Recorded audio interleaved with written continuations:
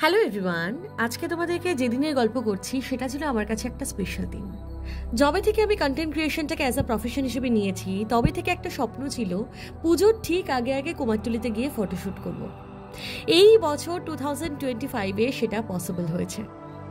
হয়তো তোমাদের মনে হবে এটা কিছুই না, বাট বিশ্বাস করো এটা আমার কাছে একটা বিরাট বড় অ্যাচিভমেন্ট।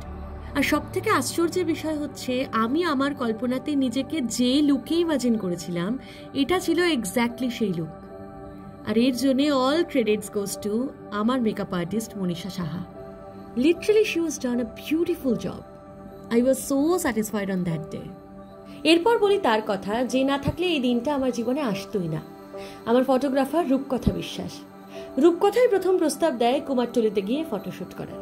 তারপর আমি মনীষাদির সাথে যোগাযোগ করি এবং এরপর টানা 7 দিন রূপকথা এবং মনীষাদির সাথে অনেক আলাপ আলোচনা ডিসকাশনের পর অ্যাট লাস্ট সাকসেসফুলি শ্যুটটা কমপ্লিট হয়।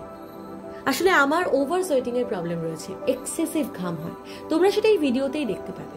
তো সেটা নিয়ে আমি একটু চিন্তিত ছিলাম, তাই জন্য মনীষাদির সাথে কথা বলা, কারণ আমার এই প্রবলেমটার জন্য বারবার টাচ আপের প্রয়োজন। তাই সেদিন মনীষাদি 3 থেকে 3.5 ঘন্টা যতক্ষণ আমার ফটোশ্যুট হয়েছে ততক্ষণ আমার সাথেই ছিল। তো সেই ভিডিও এবং ফটো তোমরা আগেই দেখেছো। আমি মহালয়ার দিন আমার পেজ থেকে মেইন ভিডিও আপলোড করেছিলাম, যেটাতে তোমরা প্রচুর ভালোবাসা দিয়েছো। Thank you, I am so blessed for that. তো ওভারঅল এই কাজটা আমার ভীষণ পছন্দ হয়েছে। এই কাজটা আমার মনের খুব কাছে। তো তোমরাও যদি ওদের সাথে কাজ করতে চাও, আমি ওদের ডিটেলস, এভরি ডিটেলস আমার কমেন্টে পিন করে দিচ্ছি। পসিবল হলে আমার স্ক্রিনেও মেনশন করে দিতে পারি, তোমরা চেক করে নিও। ওদের দুজনেরই ব্যবহার ভীষণ ভালো। আশা করি ওদের সাথে কাজ করতে তোমাদের কোনো অসুবিধা হবে না।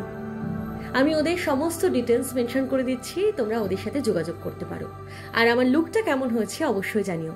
আমি এই ভিডিও শেষেও কিছু ফটো অ্যাড করে দিলাম, তোমরা দেখে জানিও লুকটা এবং ফটোগ্রাফিটা কেমন লাগলো তোমাদের। Thank you.